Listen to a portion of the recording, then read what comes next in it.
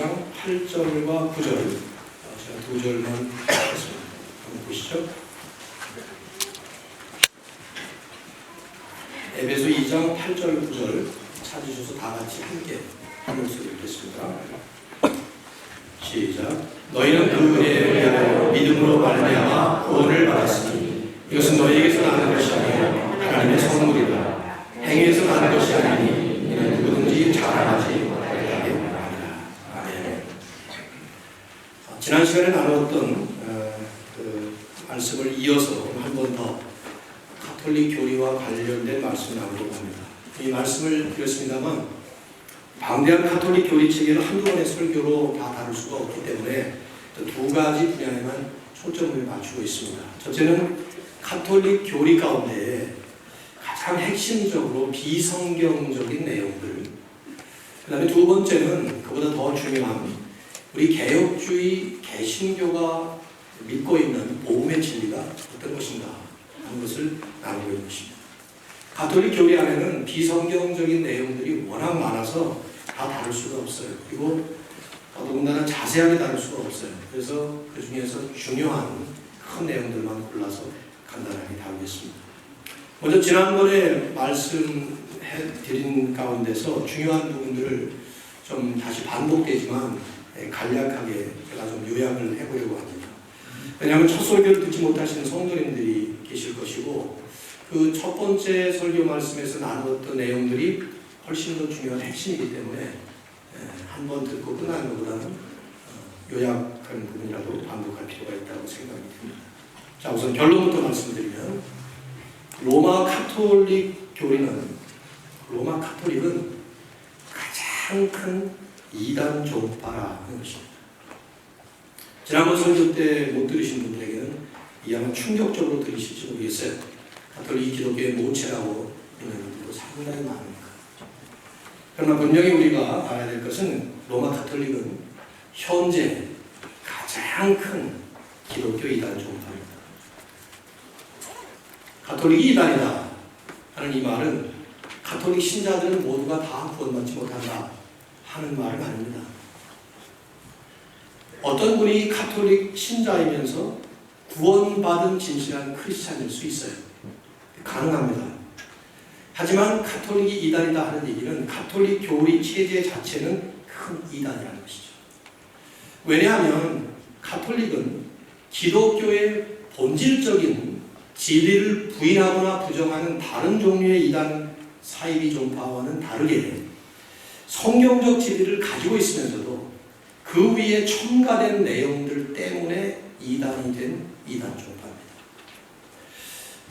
무슨 말이냐 하면 가톨릭은 우리 개신교와 똑같은 그 본질적인 복음의 진리를 믿어요. 예수 그리스도의 신성, 예수님은 하나님이시다. 예수 그리스도의 인성, 예수님은 완벽한 인간이시다. 죄도 없으시다. 또 동정녀 탄생, 예수님의 이적, 십자가, 대속의 은혜, 부활, 승천 이런 모든 것들을 가톨릭도 역시 마찬가지로 우리가 똑같이 믿습니다. 그러나 이런 본질적인 복음의 진리 위에 그들은 엄청난 양의 본질적이지 않은 그리고 진리가 아닌 그런 내용들을 첨가했어요. 그래서 이단이 된 것이죠. 마틴 로이드 존스 목사님이 그 부분을 저주받을 첨가 이렇게 표현했어요. damnable plus 이런 표현을 썼습니다. 그것만 없었으면 좋은데 이런 표현을 쓴 것이죠. 제가 다시 예를 좀 들어야 될 것 같아요. 지난번에 예를 들었습니다만 똑같은 예를 다른 이단들과 가톨릭의 차이점 우리가 이해하기 위해서 이런 예를 들어봅니다. 여기 이제 물컵이 있어요. 이 물컵 생수가 담겨 있습니다. 마실 수 있는 물이에요.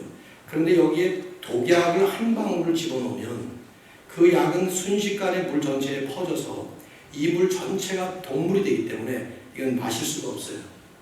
이걸 마시겠다고 그 안에 떨어뜨린 독약 한 방울을 분리해낼 수가 없습니다. 다 스며들어 버리기 때문이죠. 흔히 이단 사이비라고 말하는 몰몬교, 여호와의 증인, 통일교, 크리스천 사이언스, 또 신천지 이런 것들은 전부가 다 이런 종류의 이단들이에요. 통째로 교리 전체가 이단이고 그 교리를 믿는 신자들은 구원을 받을 수가 없어요. 독약 마시는 것처럼. 왜냐하면 전체가 독약 같은 비진리이기 때문이죠. 그러나 가톨릭은 좀 달라요. 어떻게 다르냐? 우리가 믿는 진리인 성경 말씀을 그들도 믿습니다. 그런데 이 성경 위에 가톨릭은 또 다른 것을 첨가했어요. 또 첨가했습니다. 1500년 동안에 이 첨가된 내용이 우리가 믿는 복음의 진리보다 훨씬 많은 양의 첨가 내용들이 있습니다. 가톨릭 신자 가운데서 이 부분을 믿는 분이 있다면, 이 복음의 진리를 분명하게 믿는 분이 있다면 구원받을 수 있는 것이죠. 대단히 어려운 일이고 희귀한 일이고 예외적인 일이죠. 대표적인 사람은 마틴 루터 같은 사람이에요. 마틴 루터도 가톨릭 신자였습니다. 그러나 그분은 자기가 그동안 배워왔고 믿어왔던 많은 내용 가운데 적어도 95개의 중요한 내용들이 전부 엉터리라는 것을 알고 그걸 천주교 교황에게 반박문을 쓴 거예요. 그래서 종교개혁이 일어나게 된 것이죠. 만약에 그런 분처럼 그렇게 믿는다면 개인적으로는 individual Catholic believer는 구원을 받을 수가 있겠지만 그건 쉬운 일은 아니에요. 여러분이 가톨릭 신자들을 실제로 만나보시면, 저도 전도하느라고 많이 만나봤는데 성경을 제대로 아는 분들이 거의 없습니다. 대부분 그분들이 받은 교리들을 알고 있고 그 교리가 어느 부분이 성경이고 어느 부분이 성경이 아닌 비진리 부분이 첨가된 것들을 구별을 대부분이 다 못해요. 심지어 남을 무시하는 말같이 들릴지 모르지만 신부들, 사제들조차 모르는 사람들이 대부분입니다. 개혁주의 신학자들은 만일에 가톨릭 사제들이 성경만 제대로 연구하면 전부 다 개신교로 개정할 것이다. 그런 말까지 해요. 그분들이 받게 되는 것들은 대부분이 다 이 교리 공부들이에요. 제가 지난번 첫 번째 말씀을 나눈 다음에 많은 성도님들이 가톨릭에 대해서 정확하게 알게 되어서 감사합니다 이런 말씀을 해주셨습니다만은 혹시 여러분 가운데는 배경이 가톨릭 혹은 주변에 여러분의 아주 가까운 분 가운데 가톨릭 신실한 신자가 있기 때문에 이런 말씀들이 마음에 부담이 될 수 있을지 몰라요. 그러나 이 시간에 이 말씀을 두 번째로 들으시면서는 진리가 아닌 것을 진리로 믿고 있는 그들을 향해서 분명한 진리를 받으신 여러분이라면 다른 진리로 그분들에게 다시 다가가셔서 진리를 가르쳐야 될 책임이 있습니다. 이런 면에서 저는 이번에 30년 동안에 처음으로 이런 설교를 해보면서 이런 것도 유익하겠구나 하는 생각을 다시 한번 해봤어요.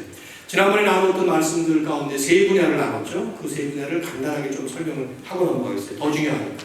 첫 번째 문제는 가톨릭에 있어서 성경의 권위 문제가 있습니다. 자, 우리 개신교는 66권, 66권의 성경과 함께 하나님의 계시는 완성됐고 끝났다고 믿습니다. 그래서 우리는 우리의 신앙과 생활의 최고의 권위, 절대적인 권위는 오직 성경에 있다고 믿습니다. 그렇죠? 그러나 가톨릭은 하나님께서 지속적인 계시를 계속 첨가해 주셨다고 믿어요. Continuing Revelation. 그러면서 성경 외에 새로운 계시를 계속 첨가해 왔어요. 66권의 성경 외에 이들은 교회의 공의회, 카운슬, 그 회의를 통해서 선언할 때 그 선언으로 나타나는 새로운 계시가 있다고 믿고 있고, 특별히 하나님의 인간 대리자라고 믿고 있는 교황은 성경에 첨부될 수 있는 진리를 제정할 수 있다고 믿습니다. 교황이 1870년 드디어 교황의 무호성이 선포됐어요. 가톨릭은 계속 새로운 교리를 첨가시켜요. 1870년도에 교황은 무호하다, 틀림이 없다 하는 교황 무호성이 선포된 뒤에는 실제로 가톨릭에서는 최종적 권위가 교황에게 부여된 셈이죠. 가톨릭은 이렇게 세워진 그 가톨릭의 전통, Catholic Tradition, 가톨릭의 전통이 성경과 동일한 권위를 가지고 있다고 믿습니다. 1546년에 가톨릭 공의회 가운데에서 가장 중요한 결정들을 내렸던 트렌트 공의회라고 하는 공의회가 있어요. 그 트렌트 카운슬에서 어떤 공포를 했는가 하면 하나님의 말씀을 우리는 성경으로 보지만 하나님의 말씀은 이들이 하는 말이에요. 성경과 전통, 양자 속에 담겨져 있으며 이 둘은 동등한 권위를 가지고 있고 양자에게 동등한 숭배를 하고 존경을 돌리는 것이 그리스도인의 마땅한 의무다. 그렇게 선포를 했습니다. 500년이 지났지만 여전히 그것은 지금 가톨릭의 교리 체계의 중심 파운데이션을 이루는 선포예요. 거기다가 가톨릭에서는 비성경적인 교리와 환상적이고 믿을 수 없는 이야기들로 가득 차 있는 그런 외경들까지도 하나님의 영감받은 말씀으로 취급을 합니다. 자, 두 번째 문제는 사제직이에요. 이미 말씀드렸죠. 프리스트훅, 신부의 직분인데, 얼른 생각하면 카톨릭의 신부나 개신교의 목사나 다 똑같은 사람들로 생각이 되지만 전혀 그 개념이 틀려요. 카톨릭에 있어서 사제, 신부는 구약의 제사장들 같은 존재입니다. 무슨 말이냐 하면은 신자들은 그 앞에 가서 죄를 고백해야 합니다. 그러면 그 죄를 면죄할 수 있는 죄 사함의 권세를 가지고 있어요. 신부들은. 더구나 그들의 교리 가운데는 이 땅에서 받는 구원은 불완전하다고 있습니다. 왜냐하면 모든 사람은 죽은 다음에 연옥으로 갑니다. 성자들로 추대된 사람들만 빼놓고, 즉 세인트, 성인이라고 추대받은 사람들 빼놓고는 곧바로 천국 가는 사람들이 없어요. 다 연옥으로 가게 돼 있어요. 천국과 지옥 사이에 펄거토리라고 하는, 좀 이따 그 말씀을 하겠습니다만은, 그 죽음 이후에 이 연옥에서 상당 기간 동안 이 고통을 받게 되는데, 그 고통은 사제를 통해서 반복되는 미사, 우리의 예배같이 생각되지만 다른 종류의 미사만이 죄의 대가를 지불한다고 그렇게 가르치고 그렇게 믿습니다. 여러분, 많은 걸 생각해야죠. 지난번에 했으니까. 성경은 뭐라고 선포하죠? 히브리 9장 11절 이하만 보더라도 그리스도께서는 대제사장으로 오셔서 중략하고 오직 자기의 피로 영원한 속죄를 이루사 단번에 성소에 들어가셨느냐. 이 단번에 once for all, 한 번이지만 영원토록, 그 말이에요. 단번에. 성경이 그리스도의 대속의 은혜, 십자가 위에서 우리의 죄를 용서하시고 우리에게 은혜를 주시고 우리에게 구원을 주신 그 대속의 은혜를 말씀할 때마다 성경은 단번에 once for all 이런 표현을 얼마나 반복적으로 강조하는지 몰라요. 다시 말씀드리면 예수님은 십자가 위에서 이 모든 것을 완벽하게 단번에 영원히 완수하신 거예요. 하나님이시고 인간이신 예수께서 이 땅에 오셔서 직접 자신의 몸을 제물로 드리실 뿐만 아니라 그분 자신이 대제사장이 되셔서 단 한 번의 제사를 통해서 완전하고 영원토록 효험을 발휘하는 제사를 드리신 것이죠. 그러므로 더 이상 인간의 제사가 필요 없는 거예요. 불필요된 것이고 끝난 것입니다. 제사장들은 오직 그리스도 한 분이시고 지금도 그리스도만이 우리의 유일한 대제사장입니다. 더 이상 다른 인간적 제사장은 필요 없는 거예요. 목사가 제사장이 아닙니다. 한때 대한민국도 처음 기독교가 들어올 때 목사를 제사장으로 착각을 했어요. 이단으로 갈 뻔했어요. 그래서 가운들을 입고, 가운 입는 것을 제가 비판하는 건 아니에요. 가운 입을 수 있습니다. 구별될 만한 부분들이 있긴 있으니까. 그러나 그것이 제사장직을 표현하는 것이라면 그건 이단이에요. 제사장직은 목사만이 아니라 모든 믿는 성도들에게 있는 것입니다. 베드로가 한 얘기예요.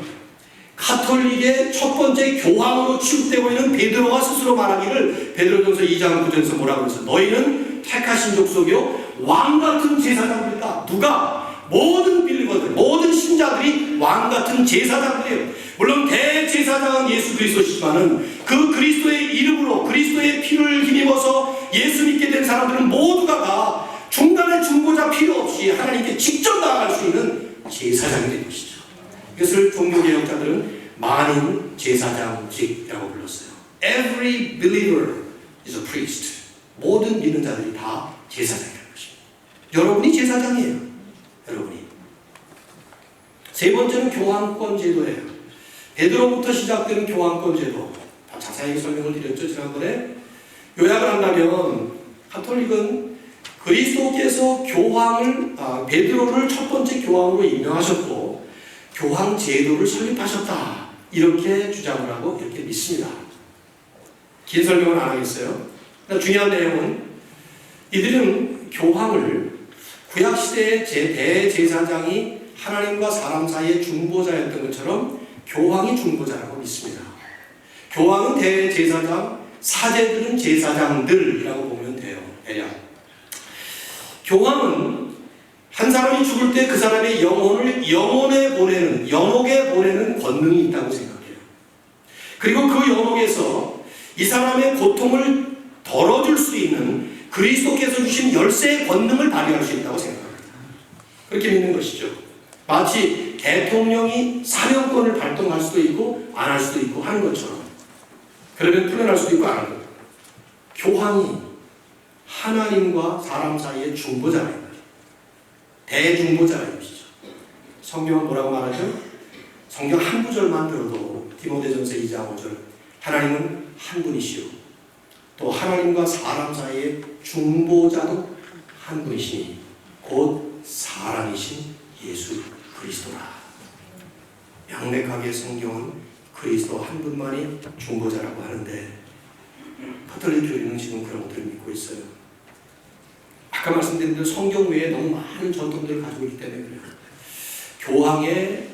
교황을 부르는 칭호 하나만 하더라도 이 얼마나 망령된 칭호인지 몰라요. 교황이라는 말, 포프, P-O-P-E라는 말은 라틴어의 파파, father, 아버지라는 뜻에서 왔습니다. 예수님은 마태복음 23장 9절에서 엄격하게 말씀하셨습니다. 땅에 있는 자를 아버지라 부르지 마라. 너희 아버지는 한 분이시니 곧 하늘에 계신 자시다. 오직 하나님께만 불러야 할 아버지라는 칭호를 한낱 인간에 불과한 한 사람이 받고 있습니다. 더 나아가서 가톨릭 신자들은 교황을 Holy Father라고 불러요. 거룩한 아버지, 성부라고 부릅니다. 이 Holy Father라는 영어 단어만 하더라도 이건 삼위일체 성부, 성자, 성령의 성부 하나님께 붙이는 칭호예요. 근데 이런 칭호를, 하나님이 받으셔야 될 칭호를 한 일개 인간이 지금 받고 있는 거예요. 신성 모독의 대표자로서 엄청난 하나님의 영광을 누리고 있는 이 상황을 보면서 종교개혁자들은, 루터나 존 캘빈 같은 분들은 서슴지 않아하고 교황 제도를 적그리스도라고 불렀어요. 지난 세기에 마틴 로이드 존스 목사님도 이 시대, 우리 시대의 적그리스도, 엔타이 크라이스트는 바로 교황이다, 그렇게 불렀습니다. 1870년 바티칸 공의회에서 교황 무호성을 정식으로 발표를 했어요. 내용은 이것입니다. 교황이 선언하는 것은 하나님의 말씀처럼 절대적으로 무호하다, 오류가 없다는 것입니다. 오늘날은 가톨릭은 영락없이 교황을 섬기는 이단 종파입니다. 성경은 뭐라고 말합니까? 다른 이로서는 구원을 받을 수 없는 천하 사람의 구원을 받을 만한 다른 이름을 우리에게 주신 이 없습니다. 사도행전 4장 12절 한 절간에 그래요. 구원뿐이니까 교회의 기초가 그리스도밖에 없어요. 고린도전서 3장 11절에서 사도는 이 닦아둔 것 외에 능히 다른 터를 닦아둘 자가 없으니 이 터는 this foundation, 곧 예수 그리스도시다. 터뿐입니까? 교회의 머리가 그리스도예요. 사도 바울은 에베소 1장 21절에서 만물을 그의 발 아래 복종하게 하시고 그를 만물 위에 교회의 머리로 삼으셨습니다. 교회의 머리도 그리스도시고 교회의 유일한 터전도 그리스도예요. 그리스도만이, 그리스도 외에 그 어느 누구도 어떤 것도 교회의 머리도 교회의 터전도 될 수 없는데, 가톨릭은 그리스도를 교회의 머리라고 하면서도 또 다른 머리로 교황 제도를 가지고 있어요.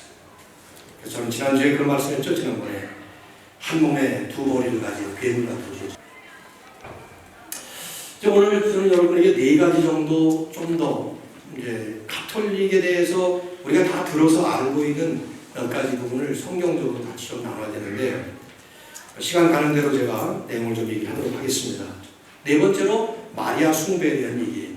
마리아라는 존재는 가톨릭에 있어서는 예배의 대상입니다. 단순히 훌륭한 여인, 그게 아니에요. 교회 역사 전체를 살펴봐야 되는 문제. 언제부터 이렇게 시작됐는가? 이 참 유래가 깊어요.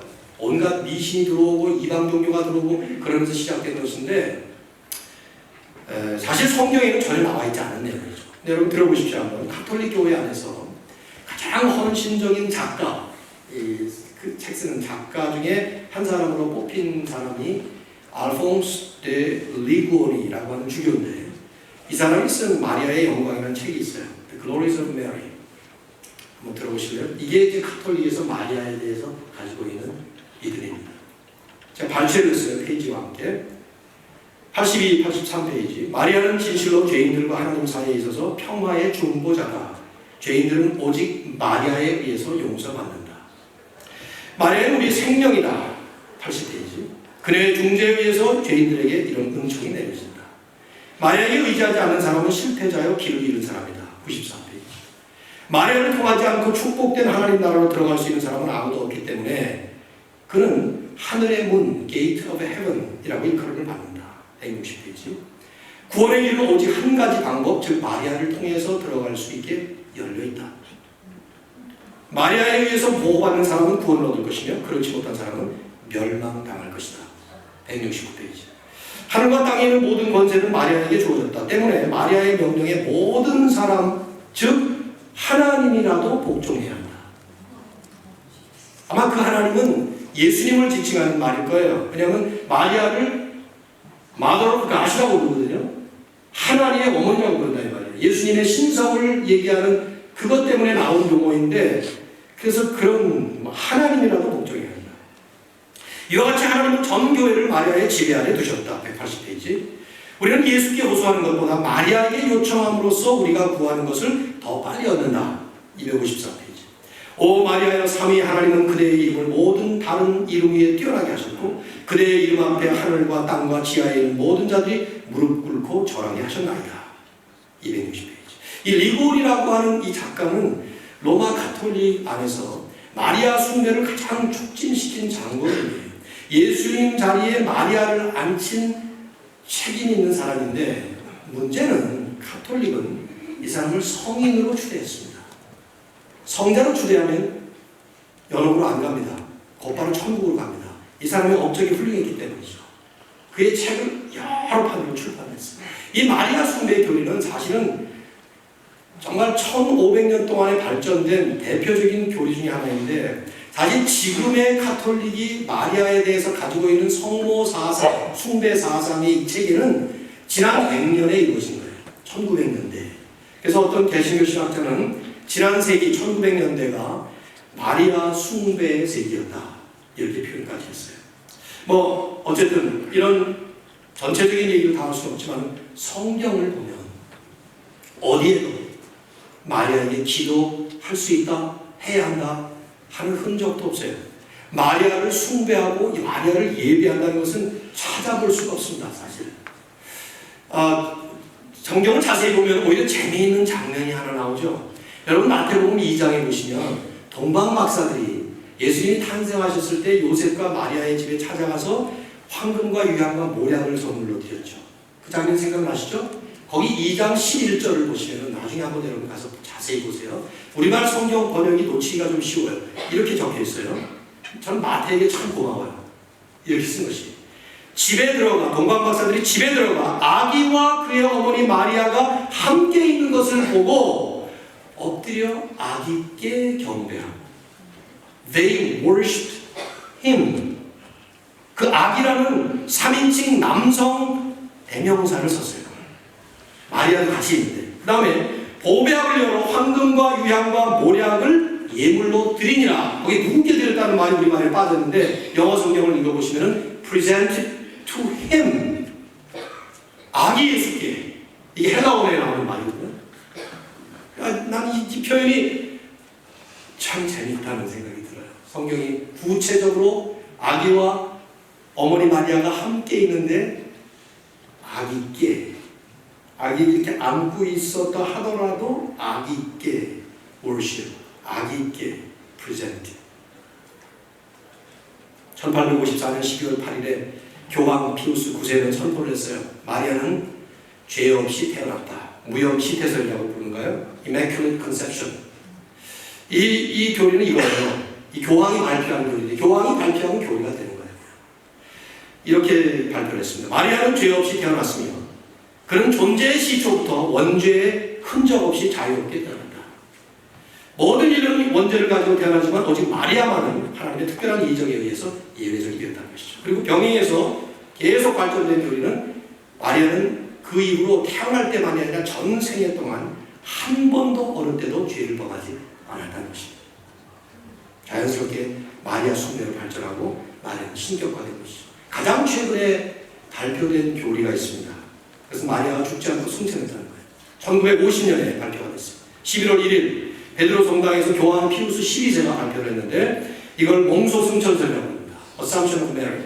마리아의 육체는 죽은 지 얼마 후 무덤에서 부활했고 그의 육체와 영혼은 재결합되었고 승천하여 하늘의 여왕의 자리에 앉았다. 그리고 덧붙였어요. 경고문을 하나. 이제부터 누구든지 이 교리를 의심하거나 부정하면 하나님과 가톨릭 신앙으로부터 버림받게 될 것이다. 파문돼서 지옥을 만나는 것이죠. 가톨릭은 결과적으로 예수 그리스도의 자리에 마리아를 앉혀놨습니다. 하나님과 사람 사이의 유일한 중보자가 예수님이신데 거기에 마리아를 대신 세웠습니다. 공식적으로는 마리아 숭배를 부인합니다. 예수님만 숭배한다고 그렇게 말합니다. 그러나 실제로 마리아는 전 세계에 퍼져있는 모든 가톨릭 신자들의 경배의 대상이 되고 있고 기도를 듣고 있고 심지어는 마치 무소부재하신 하나님처럼 그 수많은 가톨릭 신자들을 보호해주고 있다고 생각합니다. 그래서 그 형상 앞에 무릎을 꿇고 기도하면 마리아가 나타나고 눈물을 흘리고 별 이적들이 일어난다는 얘기를 수도 없이 여러분 많이 들었습니다. 여러분 오해하지 마세요. 성경적으로 볼 때 마리아는 상당히 훌륭한 여인이에요. 예수님의 어머니셨고 또 아주 미덕이 있고 믿음을 가진 분이시고 그를 칭찬하는 말이 여자 중에서 내가 복이 있도다. 어떤 신학자는 그 표현도 했어요. 여자 중에서 여자를 뛰어넘어서가 아니라 among women 여자 가운데 한 사람으로서 not over women 모든 여자들을 지배하는 그게 아니라 신학적으로 그럼에도 불구하고 마리아는 신격화돼서는 안 될 존재이고 예배의 대상이 기도의 대상도 아닙니다. 마리아 자신이 예수님께 예배드려야 될 대상일 뿐이죠. 천주교 신자가 이 자리에 있으면 저를 돌로 칠 줄 모르겠어요. 다섯 번째로 미사에 대해서 가톨릭의 미사와 개신교의 예배가 같으냐? 절대로 같지 않습니다. 그 내용이 본질과 그 정체성이 전혀 다릅니다. 우리의 예배는 많은 요소들이 여기에 들어있습니다. 그리고 말씀이 중요시 됩니다. 종교개혁 이후로 이 말씀의 중요성. 그러나 가톨릭은 우리 성찬식에 해당하는 소위 말하는 성체, Holy Eucharist라고 하는 이것이 핵심이에요. 개신교, 오늘도 우리는 지금 성찬식을 했죠. 여러분 졸지 마시고 잘 들으세요. 이거 이렇게 조셨다가 가톨릭하고 개신교가 똑같다고 생각하시면 어떡하냐 이 말이에요. 정말 아주 죽을 지경이에요. 저는 가톨릭 교인과 결혼을 할 때 이단과 결혼하지 마십시오 하고 얘기를 했더니 교회 나오고 있는 사람이 한두 명이 아니에요. 통일교 문서명이 재단에 있는 통일교 교인들하고 결혼하면 되겠습니까? 몰몬 교인하고 결혼하면 되겠습니까? 가톨릭도 마찬가지예요. 진리를 알지 못하면 이단에 빠질 수밖에 없어요. 왜 잘 믿는 것 같다가 어느 날 갑자기 이단으로 빠져들어가면 합니까? 여러분, 우리는 이 성찬식이 그냥 영적 축복의 한 방편일 뿐이에요. 그리스도의 대속연료를 기억하고 기념하면서 우리는 드린 것입니다. 가톨릭에서는 이 미사의 핵심이 이 성체인데, 즉 성찬식 같은 건데 그 미사에서 빵과 포도주는 신부가 축성을 하면 consecrate, 즉 축도하는 것처럼 축복을 하면 라틴어로 그 순간에 신부의 파워에 의해서 이 빵과 포도주는 예수님의 몸으로 바뀌고 예수님의 피로 바뀌는 거예요. 그래서 실제로 그것을 먹는 것입니다. 먹는 순간에 축성하면서 주면은 그걸 먹는 순간에 예수님의 몸을 먹고 예수님의 피를 마시게 되는 거예요. 이걸 화채설이라고 그러는데 이것이 정식 교리 안에 담겨져 있어요.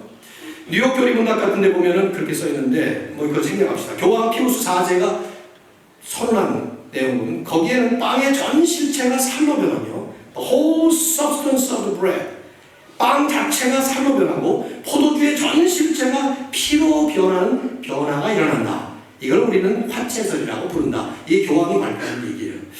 이런 교리는 성경에 기원을 하긴 합니다. 성경에서 예수님께서 마태복음 26장 26절에서 마지막 최후의 만찬석상에서 이것은 너희를 위하여 내가 주는 나의 몸이다. 그러면서 떡을 주셨고 또 이것은 나의 피다. This is my blood. This is my body. 이렇게 말씀하시면서 주셨어요.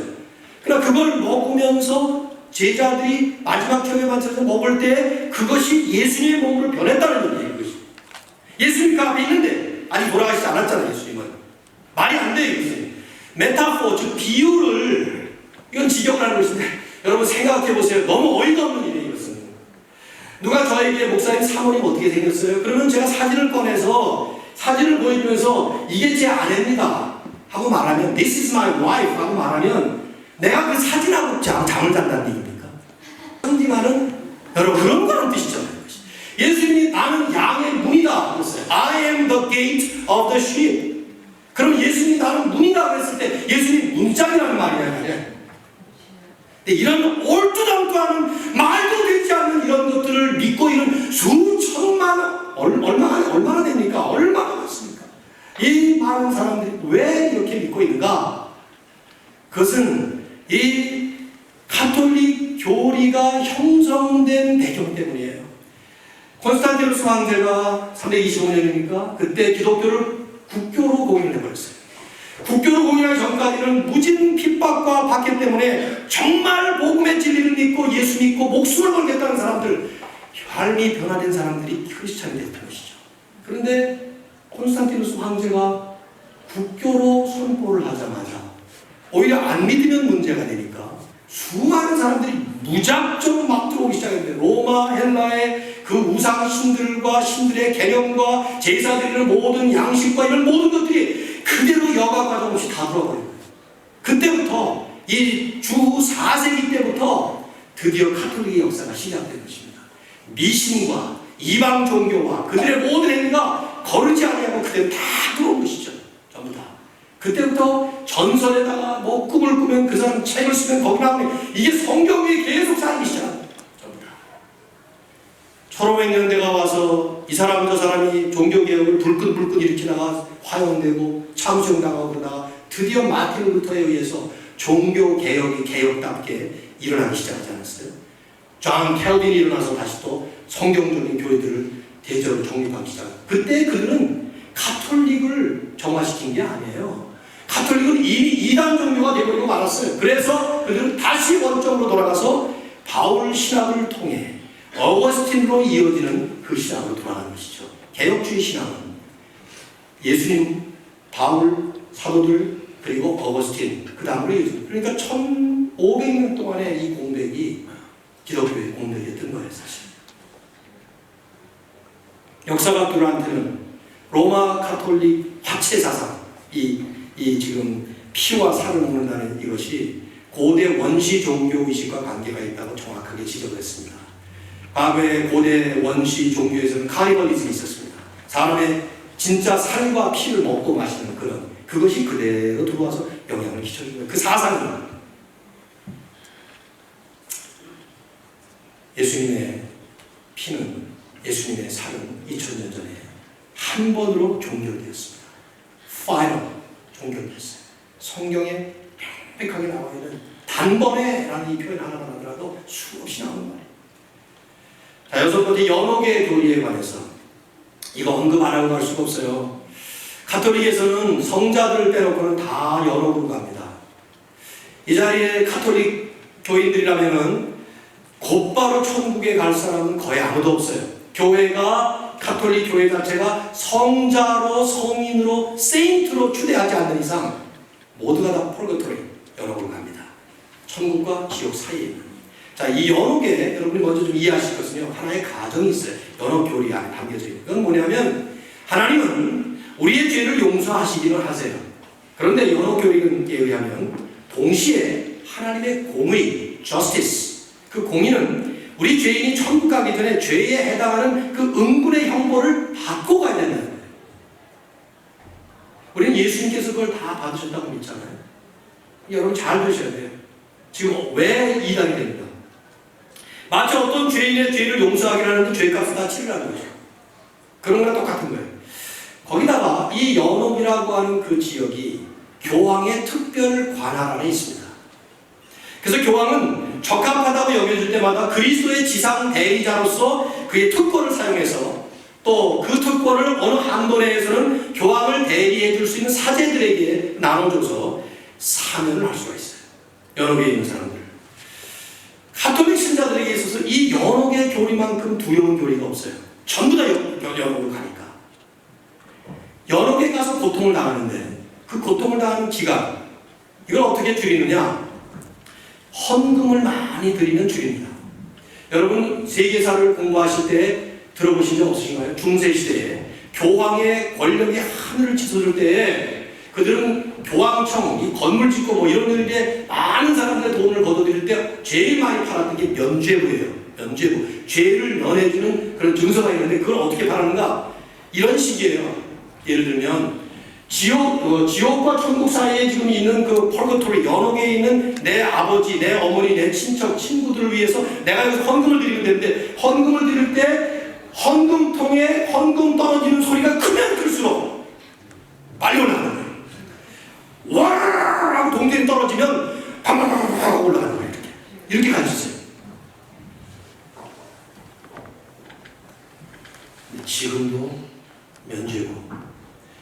면죄부를 이게 저번에 말씀드렸지만 가톨릭은 지역마다 행사하는 게 너무 틀려요. 내가 한국에 다닐 때 가톨릭 안 그랬는데, 그러면 교리는 있지만 거기서는 다르게 행사를 하고 있기 때문에 그렇습니다. 전부 틀립니다. 유럽, 라틴 아메리카, 미국, 한국, 동남아 다 틀립니다. 근데 교리는 똑같아요. 교황청에서 발표하는 헌금, 또 매번 드리는 미사에 성실하게 참석할 때, 또 기도할 때, 죽기 전에 이런 것들을 많이 하면 가능한 대로 그 연옥에 가서 받는 고통기간을 줄일 수가 있어요. 그러나 그걸 다 못 줄이죠. 완벽하게 못해. 성인으로 추대되지 않은 이상, 순교하지 않은 이상. 결국 간 다음에 지상에 남은 사람들이 도와줘야 돼요. 그것을. 그래서 헌금을 많이 엄청난.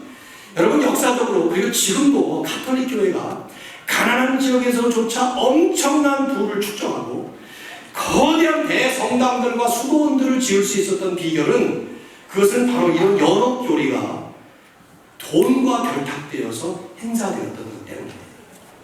저는 가보지 못했어요. 멕시코에. 라틴 아메리카의 남미 지역에 가보시면 가본 사람들 다 하는 얘기들인데요. 멕시코의 거의 도시, 모든 도시마다 거대한 가톨릭 성당들이 있답니다.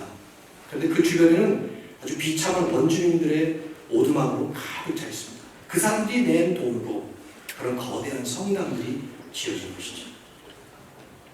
연옥교리를 성직자의 금광, 골드마인이라고 부르는 것은 과장이 아니에요. 스티븐 테스타라고 하는 개신교 학자는 이렇게 단적으로 연옥교리를 비판했습니다. 연옥교리는 소위 거대한 사기극이며 엄청난 공간이다. 왜냐하면 그것 때문에 가난한 사람들이 거의 돈을 다 뺏기고 부자들은 헛되이 엄청난 액수의 돈을 강탈당하고 있기 때문이다. 중세시대에는 부자들은 서로 앞다퉈 그들의 토지를 교회에 기증했고, 가난한 사람들도 그 적은 재산을 교회에 바쳐 결국 교회가 어느 나라에서든지 가장 부유한 토지 소유주가 되었다. 우리 세계사에서 많이 배웠죠. 여러분, 성경은 어떻게 가르칩니까? 연옥을 가르치잖아요. 죽은 후에 천국, 지옥 그 사이에 애매모호한 곳에 가서 고통받는다고 어느 성경이 어디서 가르칩니까? 여러분, 외경에서 나왔고요. 많은 미신들이 종합된 교리예요. 성경 말씀 하나만 여러분 기억하세요. 요한복음 5장 24절 한절 기억하십시오. 예수님이 말씀. 내 말을 듣고 또 나 보내시니, 하나님이죠. 나 보내신 이를 믿는 자는, 그 다음에 중요한 말이요. 뭐죠? 영생을 보시네요. 여러분, 영생을 얻었고, 이미 얻었고 심판에 이르지 아니하나니 사망에서 생명으로 옮겼느니라. 전제 완료. 예수 그리스도를 믿게 되면, 하나님께서 예수 그리스도를 우리의 구세주로 보내셨다는 그 사실을 분명히 믿고 그분 때문에 내가 구원받는다는 사실을 분명히 믿고 있다면, 그러면 그리스도를 믿는 순간 우리는 이미 영원한 생명을 얻은 것입니다. 이미 얻은 것입니다. 여러분, 내 말이 아니에요. 성경에 수도 없이 강조하고 있는 말씀입니다. 바울은 로마서 8장 1절에서 죄와 구원에 대한 말씀을 한 다음에 8장 1절에 드디어 말씀해요.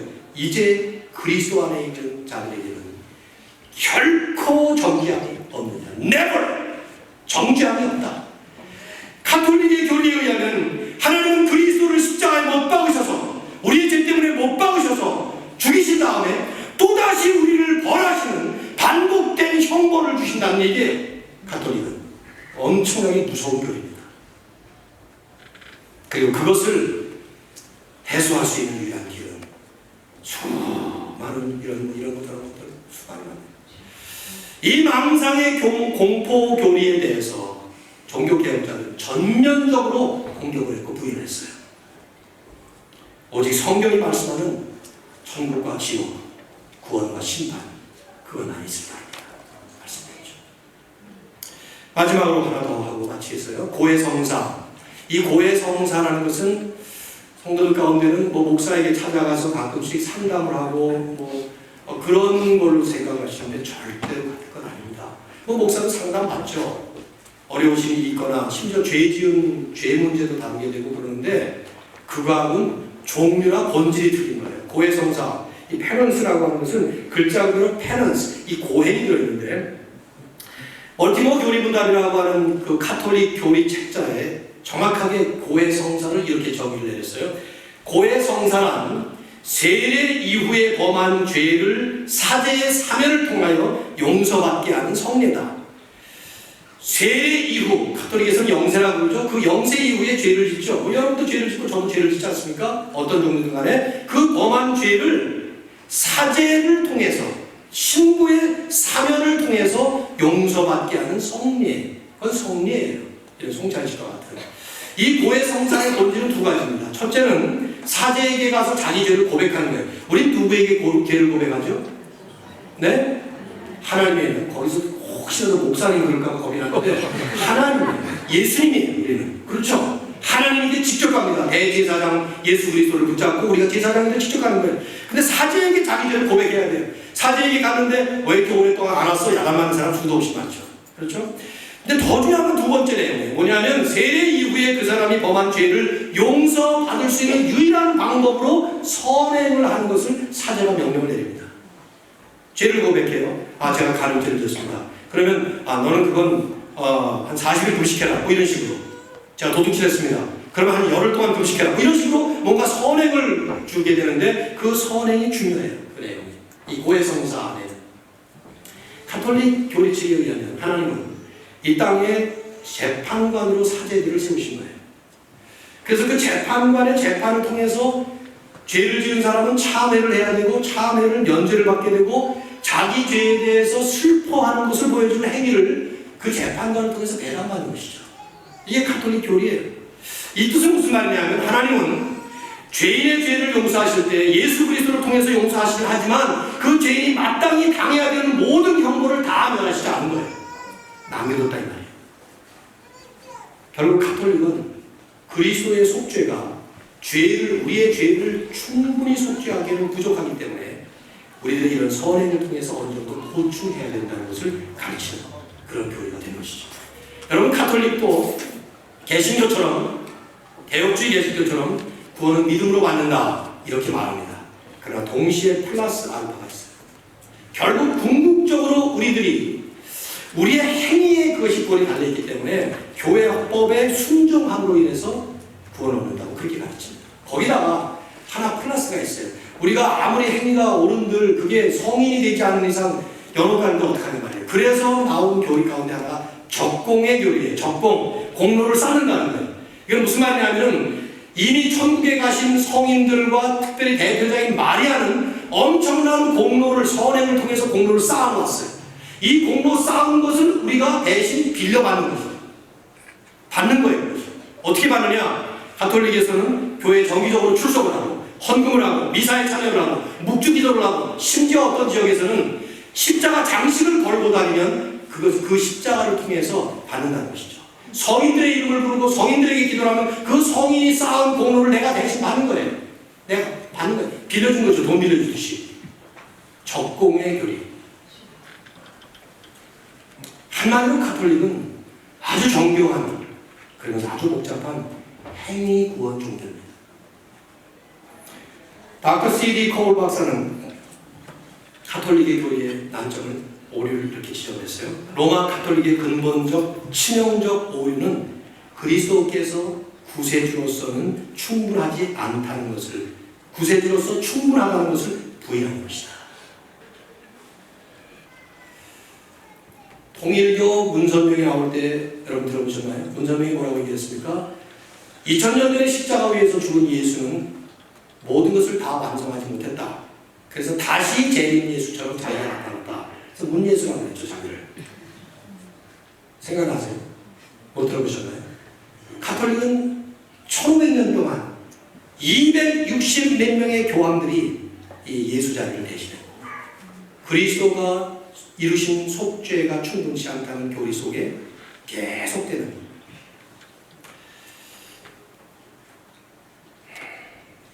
가톨릭도 그리스도를 믿습니다. 그러나 그거는 구세주로서는 충분하지 못한 그리스도예요. 가톨릭에서 십자가에서 이루신 역사를 여전히 미사에서 계속 반복을 해야 되고 보충을 해야 돼요. 성경은 분명히 우리에게 말씀합니다. 오늘 읽은 말씀 하는 것. 너희는 그 은혜에 의하여 믿음으로 말미암아 구원을 받았다. 이것은 너에게서 난 것이 아니에요. 하나님의 선물이다. 행위에서 난 것이 아니니 아무든지 누구든지 자랑하지 못하게 합니다. 아무것도 내세울 것이 없어요. 우리 행위가 없기 때문에, 우리 행위가 아무 소용이 없기 때문에. 그래서 완벽하신 예수 그리스도께서 단번에 십자가 위에서 하나님이 주실 그 은혜의 선물을 주시고 끝내신 것입니다.